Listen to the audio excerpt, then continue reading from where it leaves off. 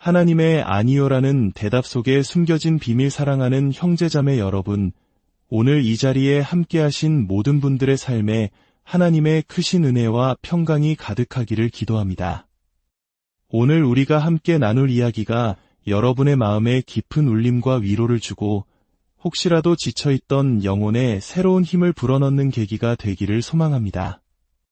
만약 오늘 이 말씀이 여러분의 마음에 와 닿는다면 이 은혜를 주변의 다른 이들과도 함께 나누어 주십시오. 여러분의 나눔을 통해 하나님의 사랑이 더 널리 퍼져나갈 수 있을 것입니다. 우리는 살아가면서 수많은 기도를 합니다. 간절한 마음으로, 때로는 눈물로 하나님 앞에 나아갑니다. 성경은 분명히 약속합니다. 하나님께서는 우리의 기도에 귀 기울이시고 응답하신다고 말입니다. 예레미야 33장 3절의 말씀처럼 말이죠. 너는 내게 부르짖으라 내가 내게 응답하겠고 내가 알지 못하는 크고 은밀한 일을 내게 보이리라. 하나님께서는 응답하시겠다고 약속하셨습니다. 응답할 수도 있다거나 기분이 좋으면 생각해 보겠다가 아닙니다. 반드시 응답하겠다는 확고한 약속입니다. 그리고 하나님은 그 약속을 반드시 지키십니다. 그렇습니다. 하나님께서는 우리의 모든 기도에 단 하나도 빠짐없이 응답하십니다. 하지만 여기서 우리가 종종 혼란에 빠지는 지점이 있습니다. 그 응답이 항상 우리가 원하는 방식의 예스는 아니라는 사실입니다. 때로 하나님의 응답은 아니일 수 있습니다. 혹은 기다려라 일 수도 있고 더 성장해야 한다는 메시지일 수도 있습니다. 내가 원하는 방식으로 나의 때에 이루겠다는 응답일 수도 있습니다. 중요한 것은 응답받지 못하는 기도는 없다는 사실입니다. 성경을 보면 위대한 믿음의 선조들조차도 아니요라는 응답을 받았던 경우를 많이 찾아볼 수 있습니다. 아브라함도, 모세도, 다니엘도, 욥도, 심지어 바울 사도도 아니요라는 응답을 받았습니다. 놀랍게도 하나님의 아들이신 예수님조차도 겟세마네 동산에서 드렸던 간절한 기도에 대해 아니요라는 응답을 받으셨습니다. 이 사실은 우리를 혼란스럽게 만들 수 있습니다. 전능하시고 사랑이 넘치시는 하나님께서 왜 내 간절한 요청을 거절하시는 걸까? 어떤 사람들에게는 기적이 일어나는데 왜 나에게는 일어나지 않는 걸까? 똑같이 아픈 사람을 위해 기도했는데 왜 어떤 사람은 낫고 어떤 사람은 세상을 떠나는 걸까? 간절히 아이를 위해 기도하는 부부 중 왜 어떤 가정에는 생명을 주시고 어떤 가정에는 침묵하시는 걸까? 이런 질문들은 우리의 믿음을 흔들고 때로는 하나님을 원망하게 만들기도 합니다. 오늘 우리는 바로 이 문제, 하나님께서 왜 때로 아니요라고 말씀하시는지, 그리고 그럴 때 우리는 어떻게 해야 하는지에 대해 깊이 이야기 나눠보고자 합니다. 물론 어떤 기도들이 왜 거절되는지에 대한 명백한 이유들도 있습니다. 예를 들어 두 사람이 서로 정반대의 결과를 위해 기도한다면 하나님께서는 두 기도 모두에 예스라고 하실 수 없습니다. 중요한 스포츠 경기를 앞두고 양팀 선수들이 모두 승리를 위해 기도할 때 결과적으로 절반은 실망하게 될 것입니다. 또 다른 경우는 우리의 기도가 다른 사람의 자유의지를 침해할 때입니다. 만약 누군가가 하나님, 저 사람이 저와 강제로 결혼하게 해주세요 라고 기도한다면 하나님께서는 결코 그 기도에 응답하지 않으실 겁니다. 하나님께서는 우리를 자신의 형상대로 창조하시고 우리에게 자유의지를 주셨습니다. 그분은 우리를 꼭두각시처럼 조종하지 않으십니다. 그렇기에 다른 사람의 마음을 강제로 바꾸거나 누군가를 억지로 사랑에 빠지게 하거나 혹은 떠나려는 사람을 붙잡아두는 기도에는 아니요라고 말씀하실 수밖에 없습니다. 그리고 우리가 반드시 기억해야 할 사실이 있습니다. 우리는 이 땅에서 영원히 살도록 창조되지 않았다는 것입니다. 이 세상에는 슬픔과 고통, 질병과 불의가 가득합니다. 우리는 이 모든 것이 없는, 눈물도 슬픔도 없는 영원한 본향을 향해 가는 나그네입니다. 따라서 우리가 아픈 사람을 위해 기도할 때 많은 경우 회복의 은혜를 경험하지만 결국 모든 사람은 언젠가 죽음을 맞이하게 됩니다. 그것이 하나님께서 정하신 이 땅에서의 삶의 이치입니다. 하지만 이런 명백한 이유들 외에 도무지 설명할 수 없는 아니요라는 응답을 마주할 때가 있습니다. 정당하고 선한 기도를 드렸음에도 불구하고 아무런 이유 없이 거절당했다고 느껴질 때 우리는 견딜 수 없는 슬픔과 좌절감에 빠집니다. 이해가 안 돼. 도무지 이해할 수가 없어. 바로 이 순간이 우리의 믿음이 가장 큰 시험대에 오르는 순간입니다. 그렇다면 하나님께서 우리의 기도에 아니요라고 말씀하시는 데에는 어떤 더 깊은 이유들이 있을까요? 수천 가지 이유가 있겠지만 오늘은 그중 3가지 가능성에 대해 생각해보고자 합니다. 하지만 그 전에 한 가지 중요한 주의사항이 있습니다.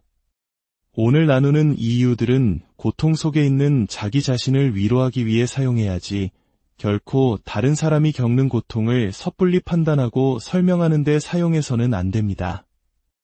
욥의 친구들처럼 우리는 다른 사람의 고난의 이유를 다 알 수 없으며 어설픈 설명은 위로가 되기보다 더 큰 상처를 줄 수 있습니다. 고통이 깊을수록 많은 말보다 따뜻한 침묵과 함께 있어주는 것이 진정한 위로가 될 수 있습니다. 자, 이제 하나님께서 아니요라고 말씀하시는 3가지 깊은 이유를 살펴보겠습니다. 첫째, 하나님께서는 우리가 보지 못하는 더 큰 그림을 보고 계십니다. 우리는 지극히 제한적인 시야를 가지고 있습니다. 오직 현재와 눈앞의 상황만을 볼 뿐입니다. 하지만 하나님께서는 시간과 공간을 초월하여 모든 것을 보십니다. 과거와 현재, 그리고 미래 전체를 한눈에 꿰뚫어 보십니다. 그분은 우리가 드리는 하나의 기도가 어떤 연쇄 반응을 일으킬지, 그 결과가 10년 뒤, 그리고 우리 자녀들과 손주들의 세대에까지 어떤 영향을 미칠지를 모두 알고 계십니다.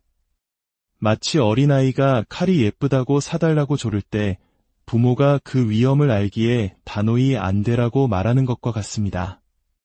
아이는 당장 갖지 못해 울고불고 하지만 부모는 아이를 사랑하기 때문에 거절하는 것입니다. 마찬가지로 하나님께서도 우리를 너무나 사랑하시기 때문에 우리가 구하는 모든 것을 들어주지 않으십니다. 그분은 우리가 보지 못하는 위험과 결과를 보시며 우리를 보호하기 위해 때로 아니요라고 말씀하십니다. 신약 성경의 많은 부분을 기록한 바울 사도를 생각해 보십시오. 그의 가장 큰 소망은 당시 세상의 중심이었던 로마에 가서 복음을 전하는 것이었습니다. 아마 바울은 콜로세움 같은 거대한 경기장을 빌려 수많은 사람 앞에서 설교하는 모습을 꿈꿨을 것입니다. 하지만 하나님께서는 그 계획에 아니요라고 말씀하셨습니다. 대신 바울은 죄수의 신분으로 쇠사슬에 묶여 로마로 가게 되었고 화려한 강단이 아닌 차가운 감옥에 갇혔습니다. 인간적인 눈으로 보면 이것은 실패처럼 보입니다. 하지만 바울은 그 감옥 안에서 편지를 쓰기 시작했습니다. 그리고 그 편지들이 바로 오늘날 우리가 읽는 신약 성경의 일부가 되었습니다. 만약 바울이 원했던 대로 콜로세움에서 설교했다면 그 영향력은 그 시대에 머물렀을 것입니다. 하지만 하나님께서는 그를 감옥에 보내심으로써 2000년이 지난 지금까지도 수십억 명의 사람들에게 영향을 미치는 영원한 말씀을 기록하게 하셨습니다. 하나님께서는 바울이 볼 수 없었던 훨씬 더 큰 그림을 보고 계셨던 것입니다. 둘째, 하나님께서는 더 나은 계획을 가지고 계십니다. 때로 하나님의 아니요는 완전한 거절이 아니라 내가 너의 기도를 들어줄 것이다. 하지만 내가 생각하는 방식이 아닌 내가 예비한 더 좋은 방식으로 이루어주겠다는 의미일 수 있습니다. 이사야 55장에서 하나님께서는 이렇게 말씀하십니다. 이는 내 생각이 너희의 생각과 다르며 내 길은 너희의 길과 다름이니라. 하나님의 길은 우리의 길보다 높고 그분의 계획은 우리의 상상을 초월합니다. 우리는 기도할 때 우리가 원하는 것을 아뢰 뿐만 아니라 그것을 이루어줄 방법까지 정해놓고 기도하는 경향이 있습니다. 그리고 그 방법은 늘 가장 쉽고 빠른 길이길 바랍니다. 예를 들어 재정적인 어려움에 처했을 때 하나님, 빚에서 벗어나게 해주세요. 복권에 당첨되게 해주세요. 라고 기도할 수 있습니다. 하지만 하나님께서는 그런 쉬운 방법을 사용하지 않으실 가능성이 높습니다. 왜냐하면 그런 방식은 우리의 성품을 성장시키지 못하기 때문입니다. 하나님은 우리의 안락함보다 우리의 성품에 더 큰 관심이 있으십니다. 그분은 우리가 빚을 지게 된 원인을 깨닫고 재정 관리하는 법을 배우고 인내와 성실함을 통해 그 문제를 극복하며 믿음이 성장하기를 원하십니다. 가장 쉬운 길이 아니라 우리를 성장시키는 가장 좋은 길로 인도하십니다. 한 신실한 목회자의 삶에서 일어났던 놀라운 간증이 있습니다. 그는 젊은 시절 아무것도 없는 황무지 같은 곳에서 교회를 개척하기로 결심했습니다. 그는 교회의 첫 해를 지원해줄 5명의 재정 후원자를 찾기 위해 1년 가까이 애썼지만 단 한 명도 나타나지 않았습니다. 하나님은 그의 기도에 아니요라고 말씀하시는 것 같았습니다. 그는 결국 후원자 없이 오직 믿음 하나만으로 이삿짐 트럭에 모든 것을 싣고 낯선 도시로 향했습니다. 그가 도시에 도착한 첫날 집을 구해야 했지만 가진 돈이 없었습니다. 그는 무작정 한 부동산 사무실에 들어가 중개인에게 자신의 상황을 솔직하게 털어놓았습니다. 저는 교회를 개척하러 온 목사인데 돈도 없고 교인도 없습니다. 살 곳이 필요합니다. 중개인은 웃었지만 신기하게도 그를 돕기 시작했습니다. 그리고 단 2시간 만에 보증금도 첫 달 월세도 없이 살 집을 기적적으로 구하게 되었습니다. 그리고 그를 도와준 중개인과 그의 가족이 그 교회의 첫 번째 교인이 되었습니다. 며칠 후 그는 한 번도 만난 적 없는 사람으로부터 전화 한 통을 받았습니다. 그 사람은 하나님께서 당신의 석 달치 월세를 내주라는 마음을 주셨습니다. 라고 말하며 돈을 보내주었습니다. 또 어느 날 그의 아내가 차고 세일에서 교회 아기방에 필요한 중고 물품을 $32 50센트에 샀습니다. 가진 돈이 거의 없었지만 믿음으로 수표를 썼습니다. 그날 집에 돌아와 우편함을 열어보니 예전에 설교를 들었던 한 할머니가 보낸 편지가 와 있었습니다. 편지 안에는 정확히 $32 50센트짜리 수표가 들어 있었습니다. 만약 처음에 그가 기도했던 대로 5명의 후원자를 얻었다면 그는 이런 놀라운 하나님의 공급하심과 살아계심을 체험할 수 있었을까요? 아마 아니었을 겁니다. 하나님께서는 그의 기도에 아니요라고 말씀하심으로써 그가 돈이 아닌 오직 하나님만을 의지하는 법을 배우게 하셨고 훨씬 더 큰 믿음의 사람으로 세우셨습니다. 하나님께서는 더 나은 계획을 가지고 계셨던 것입니다. 셋째, 하나님께서는 더 위대한 목적을 품고 계십니다. 하나님께서는 우리 삶에 일어나는 모든 일, 심지어 고통과 응답받지 못한 기도까지도 합력하여 선을 이루시는 분입니다. 그분은 우리 삶을 향한 위대한 목적을 가지고 계시며 그 목적을 이루기 위해 모든 것을 사용하십니다. 때로 그 목적은 우리의 믿음을 연단하고 우리를 순금처럼 더 정결하게 만들기 위함입니다. 고난이라는 불을 통과할 때 우리의 믿음은 더 강해지고 우리의 성품은 예수님을 더욱 닮아가게 됩니다. 또 다른 위대한 목적은 우리의 고통을 통해 다른 사람들을 위로하고 돕게 하시는 것입니다. 이것을 대속적 고난이라고 부를 수 있습니다.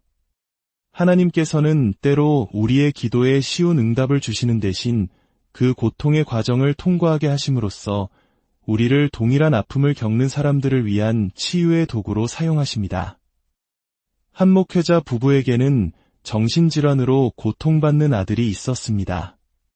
그들은 27년간 매일같이 아들의 치유를 위해 눈물로 기도했습니다. 하지만 아들은 결국 스스로 생을 마감했습니다. 세상이 무너지는 듯한 고통 속에서 하나님은 그들에게 말씀하셨습니다. 내 은혜가 내게 족하도다. 내가 이 아픔을 사용하여 고통받는 다른 이들을 돕는 데 쓸 것이다. 그 이후로 그 목회자 부부는 자신들의 찢어지는 아픔을 통해 자살 유가족들과 정신질환으로 고통받는 수많은 사람들을 위로하고 그들에게 희망을 전하는 사역을 감당하게 되었습니다. 그들의 가장 큰 고통이 다른 사람들을 위한 가장 큰 축복의 통로가 된 것입니다. 하나님께서는 당신의 아들 예수 그리스도께서 십자가에서 고난받으심을 허락하셨습니다. 그 고난의 목적은 바로 우리를 구원하시기 위함이었습니다. 이처럼 하나님께서 우리 삶에 고난을 허락하실 때 그 속에는 우리가 다 이해할 수 없는 더 크고 위대한 목적이 숨어 있을 수 있습니다. 그렇다면 하나님의 아니요라는 대답 앞에 우리는 어떻게 반응해야 할까요? 첫째, 하나님은 언제나 선하시고 사랑이심을 신뢰해야 합니다. 상황이 이해되지 않고 마음이 고통스러울 때조차 하나님의 성품 자체를 믿어야 합니다. 하나님께서 하시는 모든 일은 비록 우리가 이해하지 못할지라도 언제나 선과 사랑에 기초하고 있습니다. 로마서 8장 28절은 말씀합니다. 우리가 알거니와 하나님을 사랑하는 자곧 그의 뜻대로 부르심을 입은 자들에게는 모든 것이 합력하여 선을 이루느니라. 지금 겪는 이 일이 선하게 느껴지지 않을지라도 하나님 그분은 선하시다는 사실을 굳게 붙잡아야 합니다. 둘째, 고통 속에서 예수님처럼 기도해야 합니다. 예수님께서는 십자가를 앞두고 겟세마네 동산에서 이렇게 기도하셨습니다. 먼저 하나님의 능력을 인정하셨습니다. 아빠 아버지여, 아버지께는 모든 것이 가능하오니 우리도 이렇게 기도해야 합니다. 하나님, 저는 하나님께서 이 문제를 해결하실 능력이 있음을 믿습니다. 다음으로 자신의 소원을 솔직하게 아뢰었습니다. 이 잔을 내게서 옮기시옵소서. 우리도 우리의 고통과 원하는 바를 정직하게 하나님께 아뢰는 것이 필요합니다. 하나님, 너무 아픕니다. 이 고통을 거두어 주십시오. 하지만 마지막으로 가장 중요한 것은 하나님의 뜻에 순복하는 것입니다. 그러나 나의 원대로 마시옵고 아버지의 원대로 하옵소서. 이것이 가장 성숙한 기도입니다. 내 뜻보다 더 크고 선하신 하나님의 계획과 목적에 내 삶을 맡기는 것입니다. 셋째, 하나님의 응답을 감당할 은혜를 주실 것을 기대해야 합니다. 바울 사도에게는 그를 평생 괴롭혔던 육체의 가시가 있었습니다. 그는 그것을 제거해달라고 3번이나 간절히 기도했지만 하나님의 응답은 아니오였습니다. 대신 하나님은 이렇게 말씀하셨습니다. 내 은혜가 내게 족하도다. 이는 내 능력이 약한 데서 온전하여짐이라. 은혜란 고통을 견뎌낼 수 있는 하나님의 능력이며 어려운 상황 속에서도 옳은 일을 계속해 나갈 수 있는 힘입니다. 하나님께서는 우리가 감당하지 못할 시험은 허락하지 않으시며 시험당할 즈음에 또한 피할 길을 내사 우리로 능히 감당하게 하십니다. 그분은 문제 자체를 없애주시지 않더라도 그 문제를 이겨낼 힘, 즉 은혜를 부어주십니다. 사랑하는 여러분, 어쩌면 지금 당신은 오랫동안 기도해왔지만 아직 응답받지 못한 문제로 힘들어하고 있을지 모릅니다. 결혼을 위해, 자녀를 위해, 건강이나 재정을 위해 기도했지만 하나님의 침묵 속에 절망하고 있을지도 모릅니다. 기억하십시오. 하나님께서는 당신이 보지 못하는 더 큰 그림을 보고 계십니다. 어쩌면 당신을 더 큰 위험으로부터 보호하고 계신지도 모릅니다. 하나님께서는 더 나은 계획을 가지고 계십니다. 당신 인생의 한 챕터가 끝났을지라도 당신의 이야기는 아직 끝나지 않았습니다. 하나님께서는 더 위대한 목적을 가지고 계십니다. 지금의 이 고난을 통해 당신을 빚으시고 당신을 통해 다른 사람을 축복하기 원하십니다. 당신을 아는 자들은 주님을 신뢰할 것입니다. 주님은 당신에게 오는 그 누구도 버리지 않으십니다. 만약 당신이 하나님을 신뢰하지 못한다면 그것은 아직 당신이 그분을 깊이 알지 못하기 때문일 수 있습니다. 오늘 그분을 더 깊이 알아가는 첫걸음을 내딛지 않으시겠습니까? 마음속으로 저를 따라 이렇게 고백해 보시겠어요? 사랑의 하나님, 저는 하나님을 더 깊이 알고 싶습니다. 제 삶의 문을 열고 주님을 모셔드립니다. 주님을 사랑하고 신뢰하는 법을 배우고 싶습니다. 저를 향한 주님의 사랑을 느끼고 싶습니다. 하나님, 이제 제 뜻이 아닌 주님의 계획이 제 삶에 이루어지기를 원합니다. 제 목적이 아닌 주님의 목적이 저를 통해 나타나기를 원합니다. 저의 힘이 아닌 주님의 능력으로 살고 싶습니다. 제가 지은 모든 죄를 용서하여 주시고 주님의 평안과 임재로 저를 채워주소서. 아들 예수 그리스도를 통해 저를 위해 고통받으시고 제 모든 죄를 사해 주심에 감사드립니다. 만약 제 삶의 고통을 사용하여 다른 사람들을 돕기 원하신다면 기꺼이 순종하겠습니다. 주님을 더 닮아가기 원합니다. 오늘 예수 그리스도의 이름으로 제 안에 오셔서 저를 당신의 생명과 사랑과 성령으로 충만하게 하소서.